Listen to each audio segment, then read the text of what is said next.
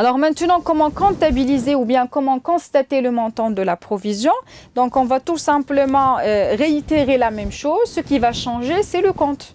Donc toujours la classe 6, mais cette fois-ci, puisque les créances font partie de l'actif circulant, nous allons activer un compte de la classe 3 qui s'appelle provision pour dépréciation des clients et comptes rattachés.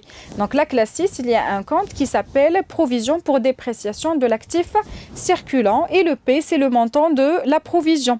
Alors le montant de la provision, bien sûr, est toujours sujet à correction, à révision.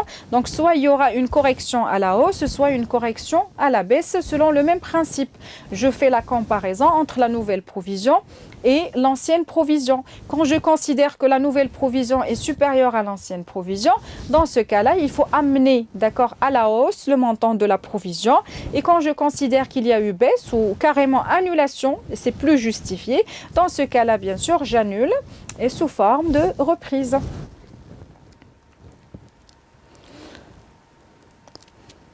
Alors maintenant, nous allons voir quel est le travail élémentaire qu'il faut réaliser avant le fait de passer à la provision.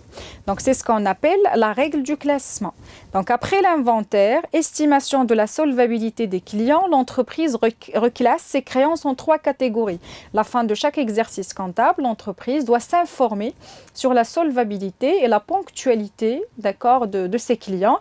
Et cette information va conduire à catégoriser, d'accord, à donner des catégories carrément aux clients. Soit ça va être des clients ordinaires, des clients solvables, des clients non solvables. Et dans ce cas-là, bien sûr, il y a un traitement comptable qui va bien sûr suivre cette catégorisation des clients de l'entreprise.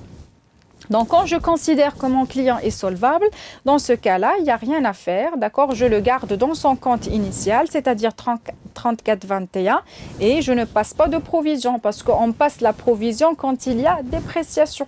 Et puisqu'on n'a pas eu d'informations sur la non-solvabilité de nos clients, donc je garde les clients de façon ordinaire dans leur enregistrement initial. Maintenant, qu'est-ce qui arrive quand l'entreprise reçoit des informations sur la non-solvabilité, sur l'intention de l'un de ses clients de ne pas payer? Alors, dans ce cas-là, l'entreprise doit procéder à un reclassement, c'est-à-dire on ne peut plus considérer le client en question comme un client normal. Non, il faut le recaler, il faut réduire un petit peu sa valeur et le considérer comme un client douteux ou litigieux. Donc, c'est un clignotant qui va permettre à l'entreprise de dire ça, c'est pas un client ordinaire. Donc, on lui réserve un traitement spécial. Dans ce cas-là, ce traitement spécial va conduire à provisionner la créance en question. Provisionner la créance parce qu'il y a un risque maintenant, d'accord, de dépréciation de la valeur de la créance. Un risque tout simplement de non-remboursement de la créance en question.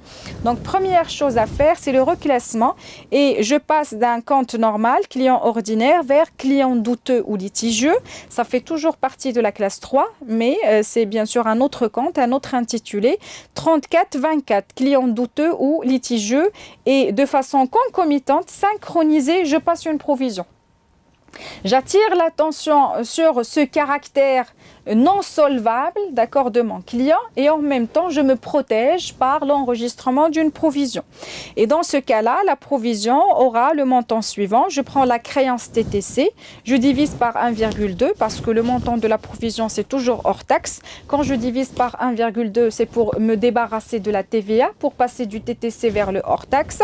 Et on va multiplier par le taux de la dépréciation. Le taux de la dépréciation, c'est un pourcentage. Donc, le pourcentage de la non-solvabilité. Est-ce qu'on est à 80%? Est-ce qu'on est à 40%? À 60%? Ça dépend des informations que l'on va réussir à réunir, à collecter sur le client en question.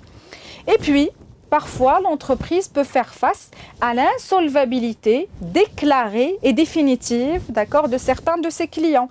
Donc, et dans ce cas-là, on peut faire face à deux situations possibles. Soit c'est un client qui a déjà attiré notre attention sur son insolvabilité probable. C'est un compte qui a été déjà reclassé sous forme de client douteux ou litigieux et qui a été déjà provisionné. Et dans ce cas-là, bien sûr, il faut utiliser pour solder la créance qui va devenir complètement non remboursable par le client dans le compte perte sur créance irrécouvrable. C'est un compte de perte ordinaire 61,82. Une perte courante, d'accord? Pourquoi c'est courant? Parce qu'on a déjà attiré l'attention, d'accord, de la comptabilité par le reclassement et la provision. Par contre, parfois, l'entreprise peut faire face à une insolvabilité soudaine, brutale de l'un de ses clients. Par exemple, un client qui va présenter soudainement des signes, d'accord, de difficultés financières très graves et cela va se solder en faillite. Et dans ce cas-là, bien sûr, ce n'est pas un événement qui a été déjà préparé par la comptabilité, on n'a pas reclassé, on n'a pas provisionné. Et dans ce cas-là, on va tout simplement solder cette créance-là dans un compte de perte non courante. C'est une perte exceptionnelle parce que cela est arrivé soudainement, d'accord? Et dans ce cas-là, on va utiliser le compte 65,85. Créance devenue irrécouvrable. Donc, c'est quelque chose de tout à fait extraordinaire.